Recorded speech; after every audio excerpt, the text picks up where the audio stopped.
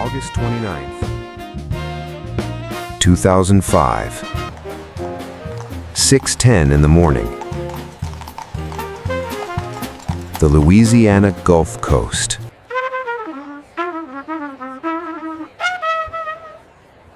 Hurricane Katrina roars ashore.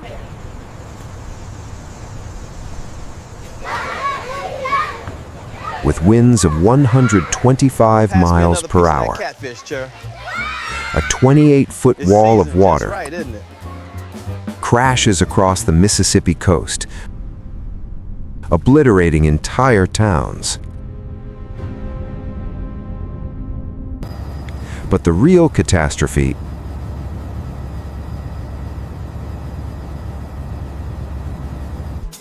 is about to unfold 50 miles to the west.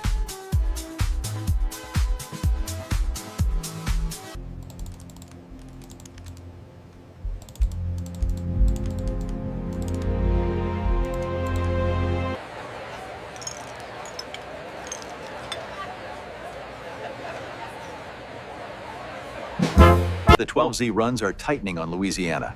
We could see landfall by Saturday morning. Maximum sustained winds are already over 100 knots. New Orleans, a city of nearly 500,000 people, It's official. built in a bowl below sea level, protected by aging levees that were never designed to withstand this storm.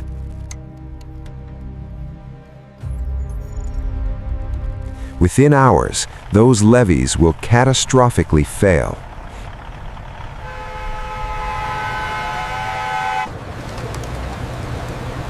%80 of the city will flood. Over Keep moving, folks. Stay to the left. 1,800 people will die. This way to the entrance. Let's go quickly now. More than 1 million will be displaced. This is Hurricane Katrina, not just a natural disaster, This is a catastrophic, unsurvivable but a man-made catastrophe. We are looking at winds over 100. New Orleans, August 26, 2005, a Friday afternoon. Mandatory evacuation orders remain in effect. The for city lower ninth pulses ward. with life. Repeat, mandatory evacuation. Jazz music spills from clubs on Frenchmen Street. Tourists photograph wrought iron balconies in the French Quarter. Families gather for fish fries in the lower Ninth Ward. But this city has a fatal vulnerability.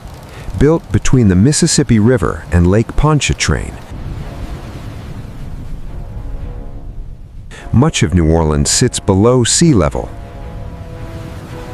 The city depends entirely on levees to keep the water out. These levees were built by the Army Corps of Engineers, and they had a fatal flaw. Engineering studies had shown for years they couldn't withstand a major hurricane. Requests for upgrades were denied or delayed. On August 26th, a tropical depression forms over the Bahamas. By Saturday, it's Tropical Storm Katrina. By Sunday morning, it's a hurricane. Then Katrina enters the Gulf of Mexico, and the warm waters act like rocket fuel. Sunday, August 28. In 12 hours, Katrina explodes from Category 3 to Category 5, with winds of 175 miles per hour. One of the strongest Gulf hurricanes ever recorded. And it's heading straight for New Orleans. At 9:30 Sunday morning, Mayor Nagin issues the first mandatory evacuation order in New Orleans history. Highways fill with fleeing residents. but approximately 100,000 people cannot leave. Many are elderly.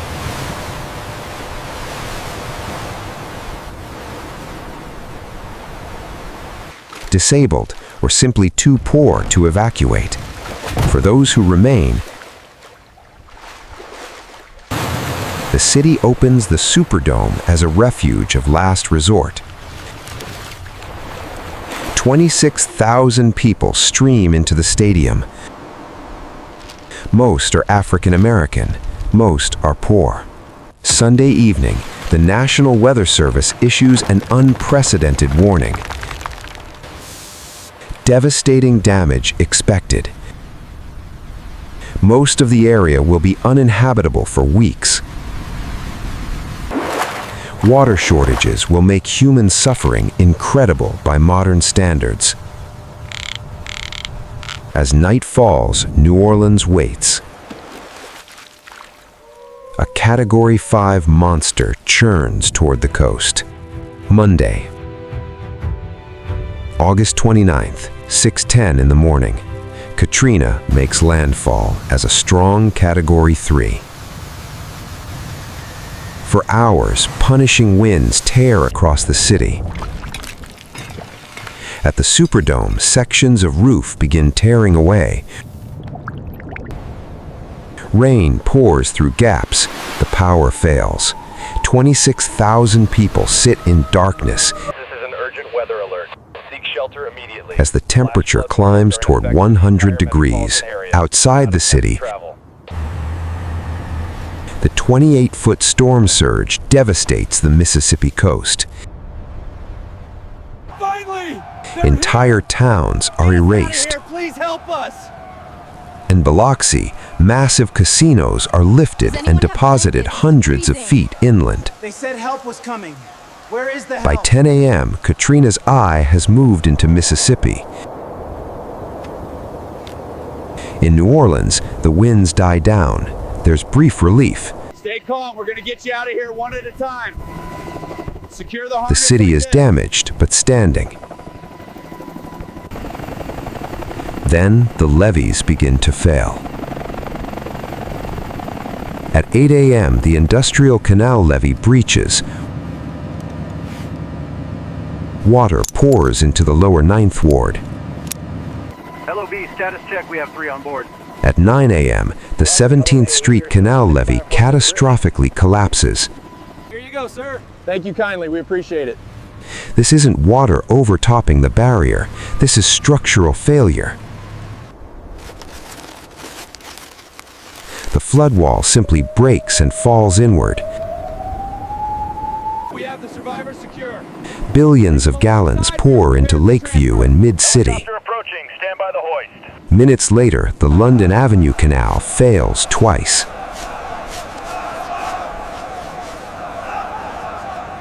Water pours into New Orleans from multiple directions. The city fills like a bathtub.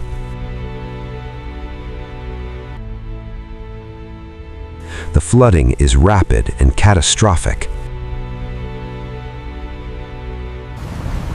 Water rises from ankle deep to overhead in minutes. People climb to attics. Some break through roofs, others can't escape. The elderly, widely praised for her swift response. Get us out of here. the disabled, trapped as water rises. Alpha 2, we are secure at the rally point. Roger that. Sending the medevac unit now. Establish the perimeter. They drown in their homes. The 911 system is overwhelmed. We are fully operational. Water quality check is green. We're trapped in the attic. Water's still rising. Please send help. But help doesn't come. Please have your belongings ready and follow the directions of the personnel. The rescue system has collapsed. Is this the last bus leaving? By Monday afternoon, 80% of New Orleans is underwater. Some areas under 20 feet. The water is toxic. Sewage, chemicals, fuel. 100,000 people are trapped.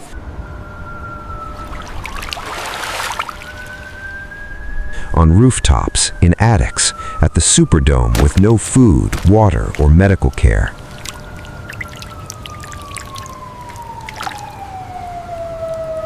The nation watches in horror. This is America, Tuesday, August 30th. Dawn reveals the devastation.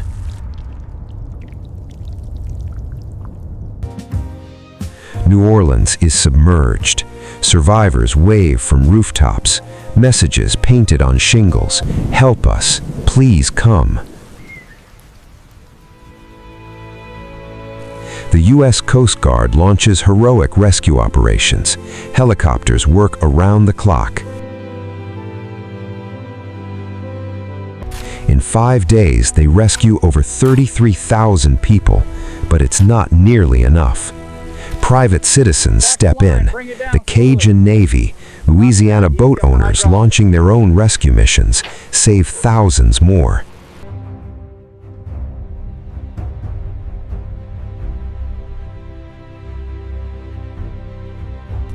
At the Superdome and Convention Center, over 30,000 people shelter in hell.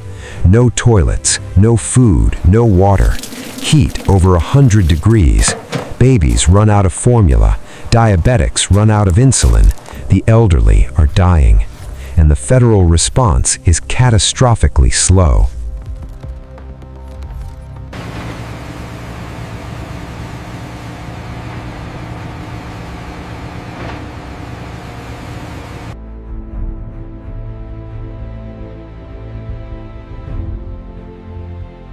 FEMA is paralyzed. Director Michael Brown has no disaster experience. Buses sit empty. Water sits in warehouses. Help is delayed. Wednesday, August 31st. President Bush cuts short his vacation. He flies over the disaster in Air Force One, looking down from 35,000 feet. He doesn't land. Thursday, September 1st. Bush tours the zone and tells FEMA Director Brown, "Brownie, you're doing a heck of a job." Television shows the opposite. Thousands still trapped, people still dying. The disaster exposes brutal truths. Most trapped are African American, most are poor. Rapper Kanye West declared, "George Bush doesn't care about black people." The statement captures the anger many feel. Finally, Friday, September 2nd, 4 days after landfall, significant federal help arrives. National Guard deployed. Buses evacuate the Superdome. "We are American citizens. How could they leave us here like this?" one woman said. The final toll, 1,883 dead. Over half are over 65. More than 1 million displaced, the largest since the Civil War. $125 billion in damage. Hurricane Katrina was a natural disaster that became a man-made catastrophe. The levees failed from structural collapse, poor design, insufficient depth. The Army Corps knew they were inadequate. Requests for upgrades were denied.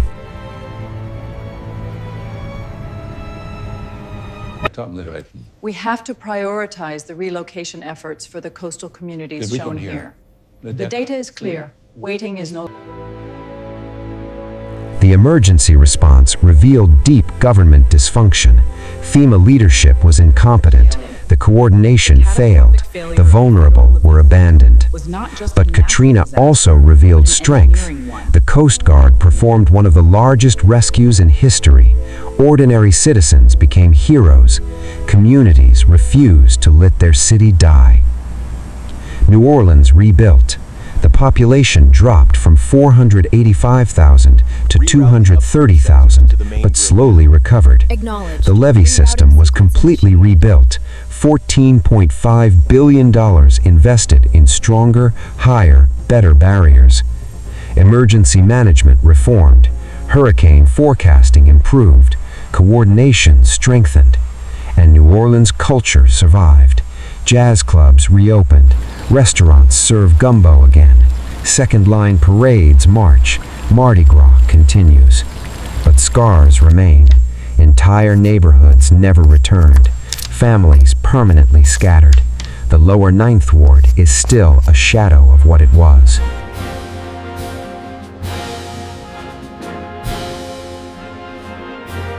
Congratulations on the grand opening, and we are so thrilled to have you here. Thank you. We are excited to be a part of the Katrina stands as a reminder of what happens when we neglect infrastructure, ignore warnings, and fail to protect our most vulnerable.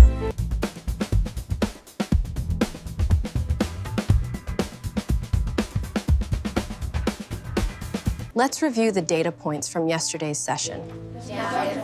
The correlating factors are much clearer now on this display. 30 feet of water stood between us and safety. But the community, the way we came together after, that's the real story.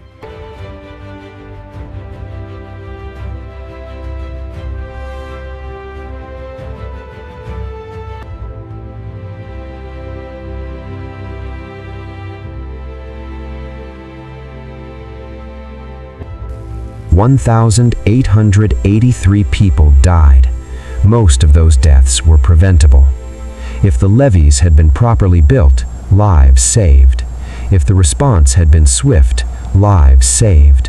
If vulnerable populations had been prioritized, lives saved. Today, New Orleans endures.